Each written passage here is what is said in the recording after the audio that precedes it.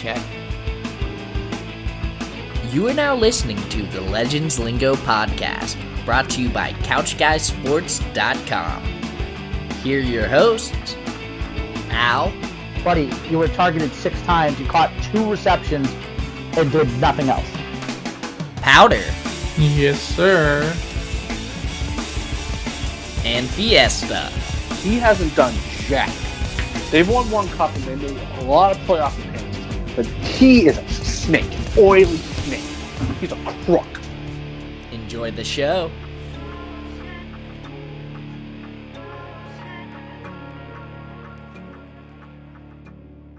Here we go. What's up, everybody? Welcome back to the Legends Lingo podcast, episode 90, the We're Leaving It Blank episode. I am your host, Al Nahigian. On my left, I got Powder. On the bottom, I got Fiesta. Powder, we'll start with you. You don't have a Legend sweatshirt on. That's a brand new one for you. But you're repping your college, so we respect it. How are you? I'm doing good. Just actually watching some playoff baseball right now. Actually, my pick to win the National League is losing. The Dodgers are down 2-0 right now, top 5. All right, and we will talk about the MLB playoffs in a little bit. We got Fiesta on the bottom. He's a very busy man, so we won't bother him. So we'll just get right into it.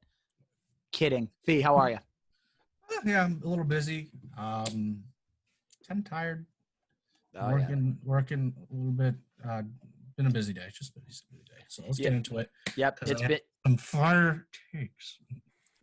For anybody that's watching on YouTube right now, that was a little frightening. Fiesta getting very angry. And by the way, speaking of YouTube, like we said, announcement time. Legends Lingo is officially on YouTube. We are on the Couch Guy Sports YouTube page. So if you go on YouTube, look at Couch Guy Sports. Our most recent episode is up there with Brianna Pierre, and they will be on YouTube from this point out unless we say otherwise. So Legends Lingo is now on iTunes, Spotify, SoundCloud, and YouTube. So that's a big step for us in the right direction. So check that out. Obviously, we are presented by Couch Guy Sports. Check out everything on the website. Check out all the podcasts, all the writings, the YouTube channel, the Twitch stream, and everything else going on the website. We have a little fantasy football league going on. It's fun.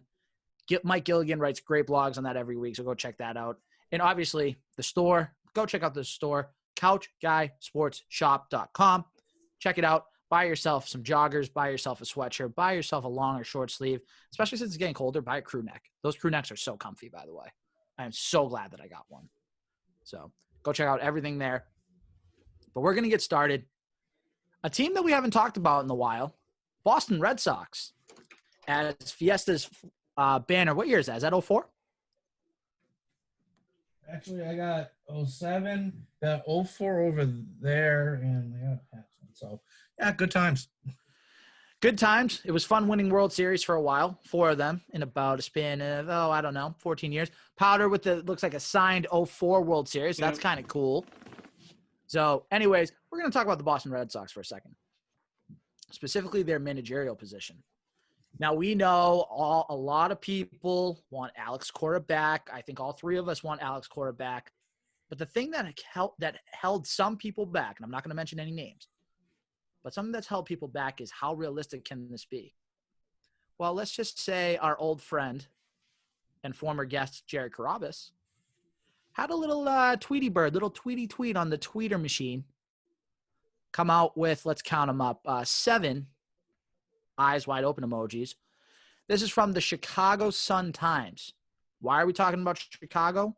Because Rick Renteria, and I wrote about this on Couch Guy on Monday, Rick Renteria, who was the former manager of the White Sox, was fired after 4 seasons. White Sox looking for a manager. They want a manager that has championship experience. But thank goodness, because according to the Chicago Sun-Times, A.J. Hinch, former manager of the Houston Astros, has emerged as the top candidate to replace White Sox manager Rick Renteria. And the article goes on to say, obviously they say that Alex Cora was Hinch's bench coach, but then obviously had to resign. Cora had to resign with the Red Sox 2020. But sources are saying the White Sox are not interested in Alex Cora, who may be headed back to Boston anyway.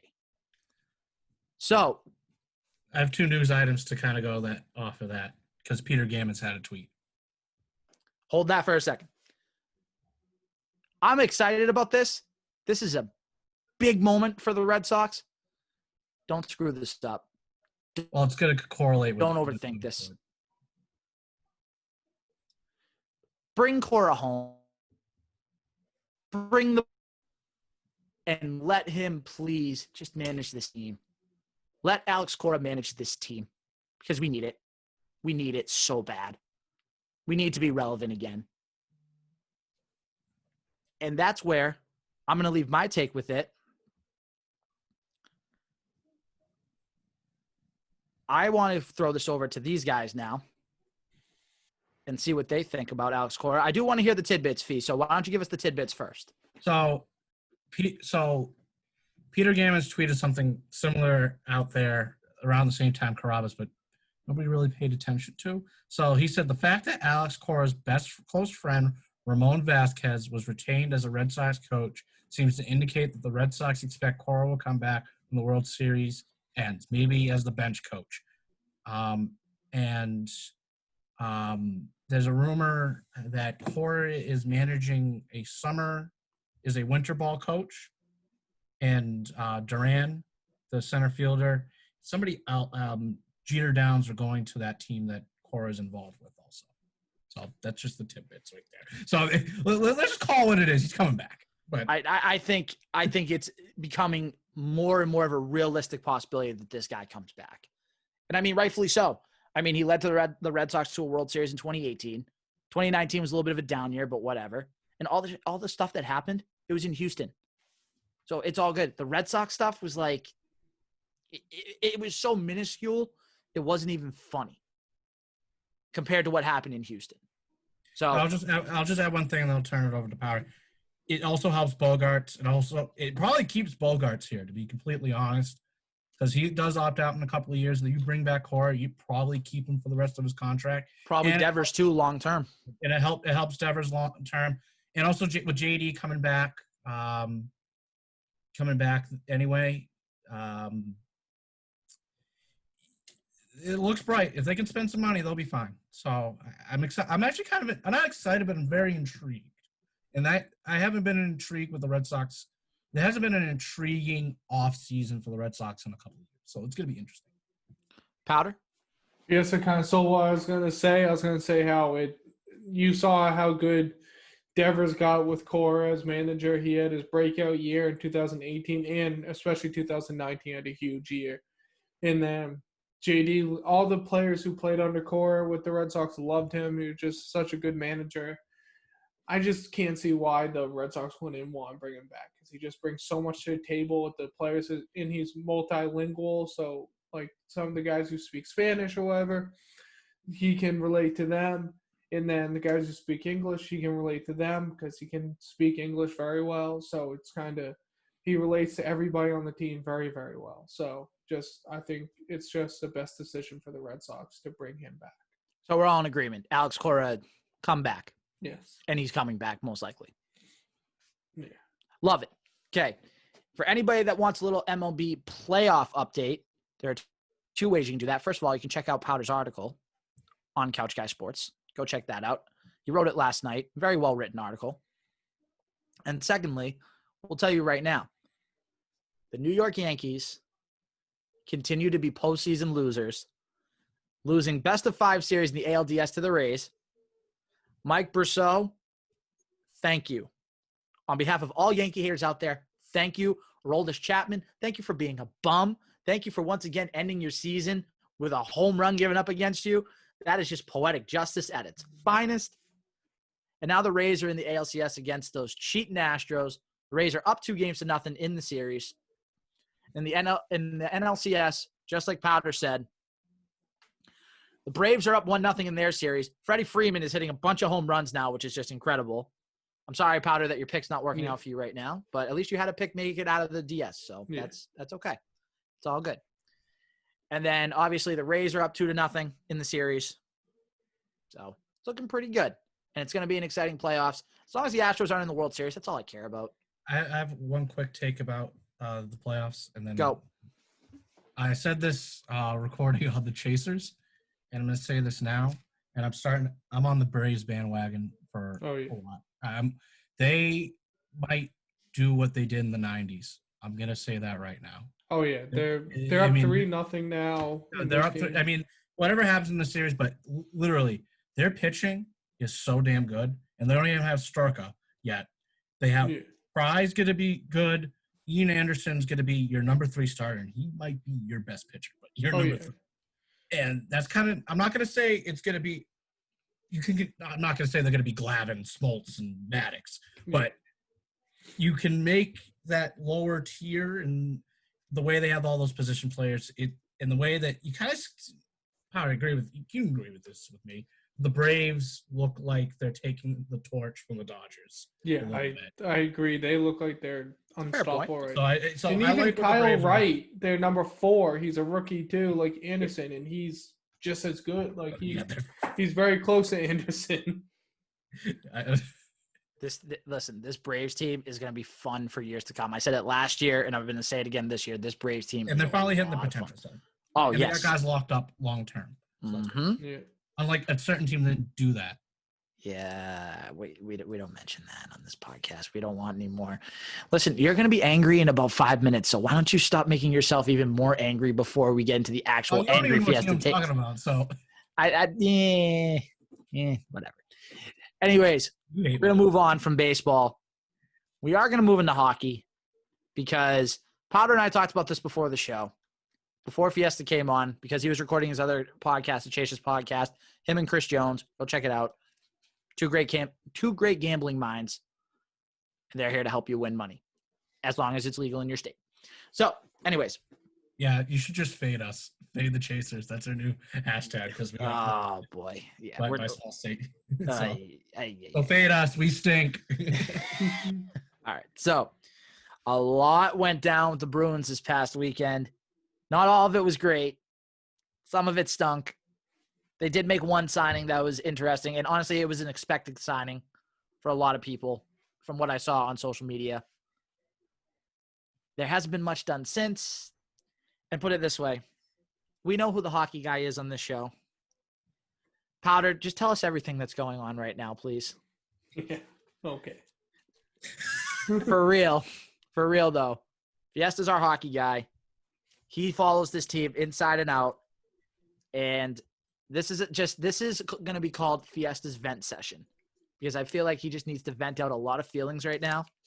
So Fiesta, for the next however many minutes, the floor is yours to sort of recap what's gone on and say why you're so mad. So go ahead. So I'll say this right now. The free agent period has been very slow. It has been relatively slow. Only a few signings have happened. There's still a lot of quality depth. But let's talk about the Boston Bruins. The start of free agency, they signed Kevin Miller back. We signed him. Good depth move. They signed Craig Smith Saturday, which was a good move for the third line. They needed to get a guy that can play with Charlie Coyle. So that's a good signing. I'm not going to rip that signing. They missed out on Taylor Hall. Taylor Hall signed a 1-year deal with the Buffalo Sabres and to play with Jack Eichel. So, Al, I'm sorry. Your dream of Jack Eichel probably coming here is dead. Hey, listen, that's why it's called a dream. Yeah, it probably died. And I was like, damn, I kind of wanted Eichel too, but that's not going to happen. So you had that. And then then there's just other – it's still been slow. There's still a lot of good quality forwards out there. Torey Krug signed with the Blues. That hurt. I would probably have given him the contract. But they don't have a left shot defenseman, and they have a lot more questions. And what kind of set me over the edge is because I was going to come on here and it's like, oh, it's a little slow. What kind of get me over the edge? I don't know if Vegas and the Canucks had a talk that was like, oh, we can give that. But what really pissed me off, and what's been pissing me off of late, is that you had Tyler Toffoli sign with the Canadiens on a 4-year, $4.5 million per year deal. And then they also required Josh Anderson. Both players of the Bruins were interested in. The Maple Leafs also improved with the defenseman. The Vegas Knights got Alex Pietrangelo on a monster deal. And then they traded a top 4 defenseman would be on a team because there's pairings of 2 for each. So he's a top 4 defenseman on your team. They traded Nate Schmidt for a 3rd-round pick. Where the hell was Sweeney? Powder was liking everything. I was tweeting out. I literally was texting people, and I talked to one of our former guests, Will Highland, about this. What are we doing?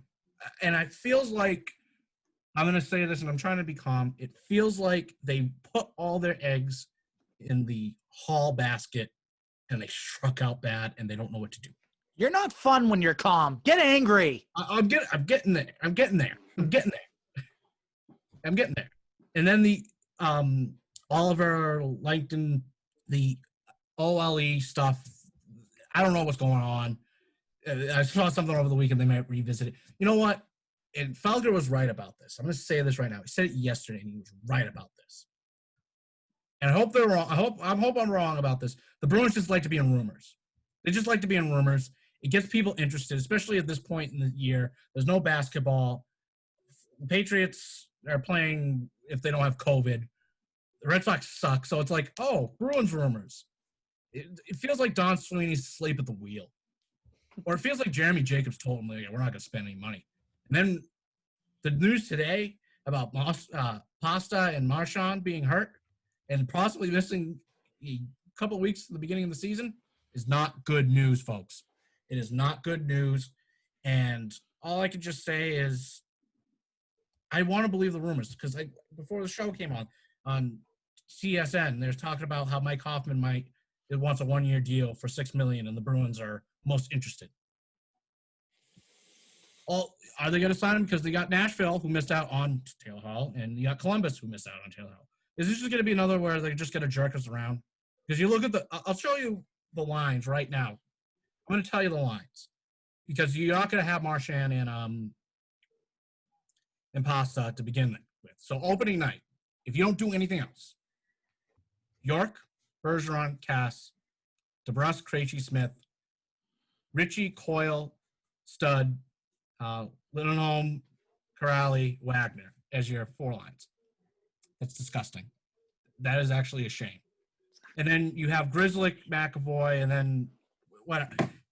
The Bruins need to make a move, and they need to make a move to get a forward. So if it is Mike Hoffman, if they get Hoffman or his other teammate, nicknamed the Daddy, I'm forgetting his name off the top of my head. Datanov? Yeah, Datanov. Yeah, I was like, Datanov. Yeah.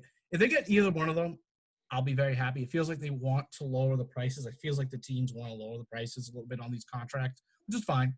But if they don't get either of them, because if you get them, then you could either trade Bjork or DeBrusque to go get a defenseman. Because I'm sorry, Matt Grzelcyk is not a first-line defenseman with McAvoy. And if you do sign Char, he's not going to be a first line. So there's a lot of questions, and I'm very angry. I'm really angry.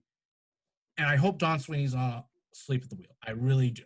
I hope he's not, but it feels like he's asleep at the wheel because he is missing a prime opportunity. Because guess who has the second most cap space next year for hockey? I couldn't tell you if my life depended on it. The Boston Bruins. The Boston Bruins are going to have $41 million in cap space. So you can maneuver the cap a little bit and put money on the back end of deals. And it feels like a lot of people are saying that in 3 years, the NHL is going to recover and a lot of these contracts are going to be kind of undervalued and that they're going to be steals. What the hell are we doing? Wake up. Wake up, Don. Wake up. God damn.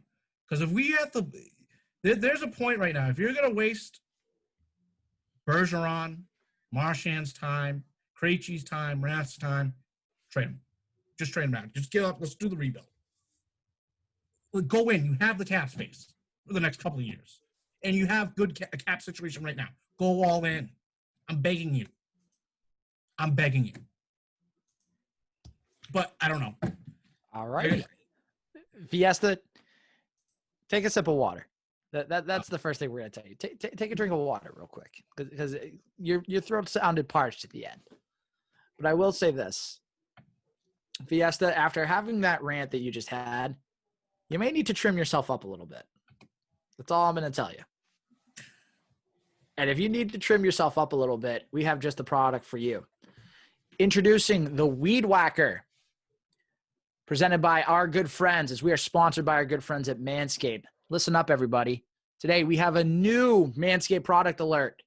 Manscaped just released the Weed Whacker. For those of you watching this on YouTube, you're going to see this nice little device right here. It's the Weed Whacker nose and ear hair trimmer. Take a look in the mirror. I guarantee you'll see hair sticking out of those holes. It's time to keep your ear and nose hair looking as nice as you're cleanly shaven down there. Manscaped is forever changing the grooming game with their Weed Whacker. This nose and hair trimmer, an ear hair trimmer, provides proprietary skin-safe technology, which helps prevent nicks, snags, and tugs to those delicate holes. The premium Manscaped Weed Whacker uses a 9,000 RPM motor-powered 360-degree rotary dual-blade system. Its intelligently contoured design enhances the trimming experience and is waterproof, which makes for easy operation and cleaning. The only nose hair trimmer on the market with a powerful and rechargeable lithium-ion battery that lasts for up to, 90 minutes of use. That's an hour and a half, people. Have you ever tried pulling your nose hair out with your fingers? That's gross, and it might hurt worse than nicking. Yeah, I think you know where I'm going with that. Manscaped is making whacking your weeds a time to look forward to delivering maximum confidence while providing hygiene. And guess what? Yes, you will get a replaceable blade every 3 months to keep your weed whacking time clean and enjoyable. Look, fellas, 79% of our partners polled admitted that long nose hair, major turnoff. Major. It's disgusting. You don't want that. Gross animals. It's time to upgrade your Manscaped routine with the Weed Whacker. Get 20% off and free shipping with the code LLP at manscaped.com. Thank you, Manscaped, for helping keeping everything trimmed and our hair in our holes looking just plain nice. 20% off and free shipping with the code LLP at manscaped.com. One final time, it's 20% off with free shipping at manscaped.com. Use that promo code LLP. What are you waiting for? Please, for the love of everything good, go whack your weeds, please. I mean, look at this thing. It's just nice. It's easy. Not too loud. It's going to get the job done. Okay? So go to Manscaped, 20% off, free shipping with LLP for the Weed Whacker, for the toner, for the reviver, for everything. Thank you, Manscaped, as always. Final topic of the night before we get out of here. Patriots didn't play this week. Obviously, COVID tests still going around. Patriots thought it was probably better to not play this week. The NFL moved their game to their original bye week, which would have been week 6. So now they're playing week 6. They had their bye week in week 5. They're playing week 6 at home against the Denver Broncos. I know we talked about it a little bit last week, but I just want to rehash it out this week. So Denver is an interesting team to me because there's a few names to look out for. They signed Melvin Gordon in the offseason, who, keep in mind, had some really good years with the Chargers, and there were times where he looked like one of the best backs in the game. No doubt about that. You have a rookie in Jerry Jeudy. In a deep wide receiving class this year, in the rookie class, Jerry Jeudy stands out. Noah Fant has made a little bit of a name for himself at tight end. And then on defense, I mean, Bradley Chubb, still a pretty good name out there on defense. But the thing that's, I don't know what it is about this Denver team. I want to give them a little bit more credit, but maybe I'm missing something here, but it just feels like this is a game where Patriots should take care of business. They will take care of business, especially if you have Cam Newton back under center. You're going to be scoring points left and right. There's no doubt about that at all. And then obviously, once you win that game, because I'm saying right now, we all said it last week, Patriots are going to win this game. No doubt about it. I think. You get your 3-2, and then you get a San Francisco team that just got the crap kicked out of them by the Dolphins. And this is a game. Play the Rams this What's week. up? And they got to play a very good Rams team this week. And they have to play the Rams. So you got killed by the Dolphins. You have to play the Rams. And correct me if I'm wrong. Is that an away game or a home game? That's a home game. And you're at crisis at quarterback? Yeah, because Jimmy G got benched. And handsome James, handsome son of a gun. He is good looking. But my goodness, he had a brutal game against the Dolphins. So Overrated. Could be. Very well could be. But here's my thing. And I'm going to keep this short and sweet. The Broncos, besides Melvin Gordon, don't really scare me that much. Jerry Jeudy, maybe, but I think that with the corners that you have, you're going to lock that down. Even if you have to have J.C. Jackson on Jeudy, that's fine too. I think I said it last week, and I'm going to say it again. I think this is going to be a blowout. I think this is going to be a 31-10 sort of game. The game that's going to say the Patriots are legit when they're fully healthy or as close to fully healthy as possible. And then they're going to get ready for a somewhat sluggish, somewhat struggling 49ers team. That's all I'm going to say about this game. I mean, there's not much more we really can say. So, Powder, I'm going to kick it to you. Did I miss anything? And if so, if I didn't, has your prediction changed at all from last week? No, I don't think my prediction changed. And no, I don't think you missed anything. I think the Patriots, especially having some sort of bye week, because obviously they didn't play last week because of COVID. They've had 2 weeks to kind of prepare, even though they haven't been in the practice facility ton. They still have been doing a lot of Zoom practices and Zoom meetings. And you know Cam Newton, you've heard Belichick say he's in every meeting. He's attending everything he can virtually so he can be as prepared as possible for the games. I just think the Patriots are just come out and show how good they are and start rolling here in the middle part of the season and try and show that they're going to be one of the best teams in the AFC still, even obviously without Brady or anything. But having Cam Newton ready to go, he's had a couple weeks off, so I think he's ready and he's going to be a little more healthier and want to prove again what we saw early in the year, how good he is. And you saw a couple games early, he was running the ball a little bit more.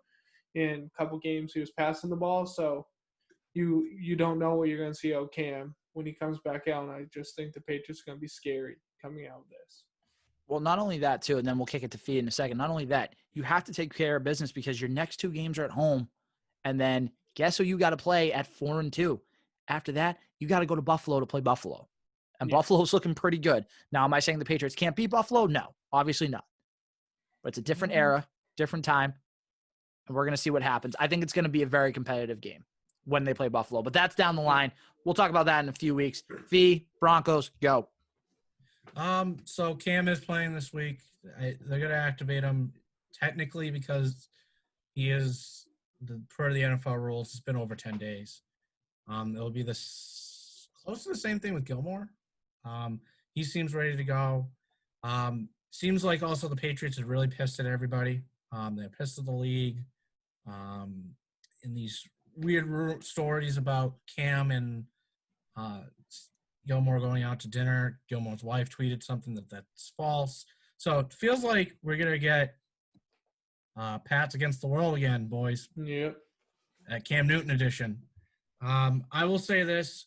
Also, we don't know if Drew Lock's going to play. I think Chubb is hurt still. Noah Fant might not play. And, I know that Jeudy was supposed to be out for last week, but they were going to play on Monday. So they actually might not have any of those guys play.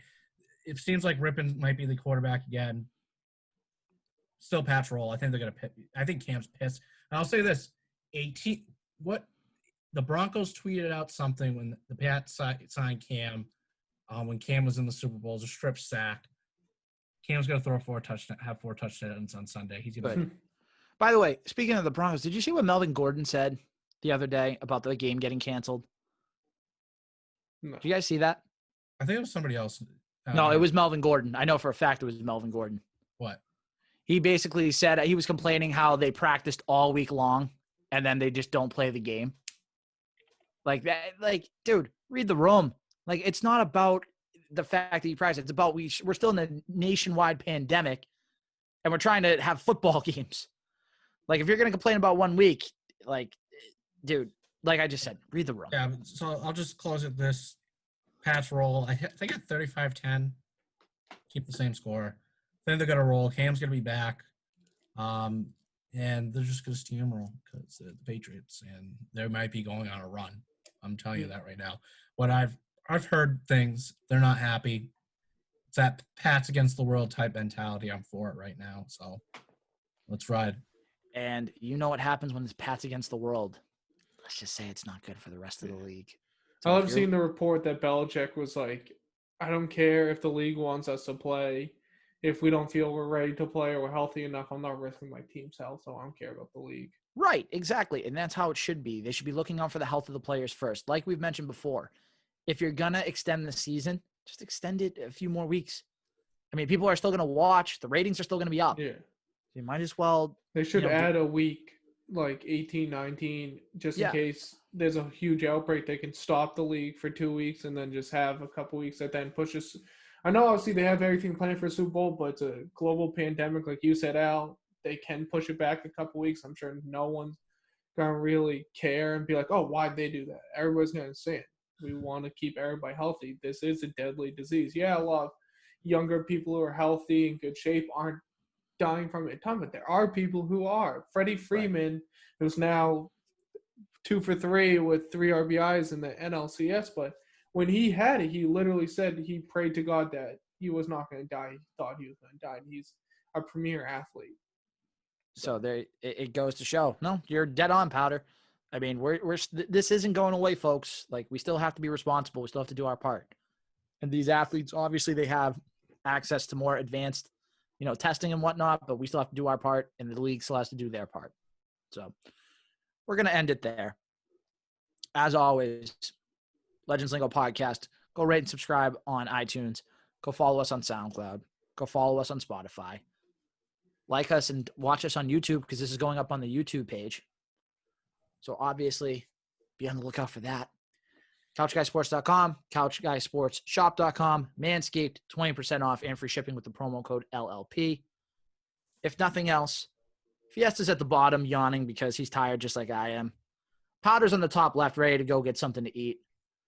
I'm your host, Al, who's about to be falling in this chair and probably sleeping.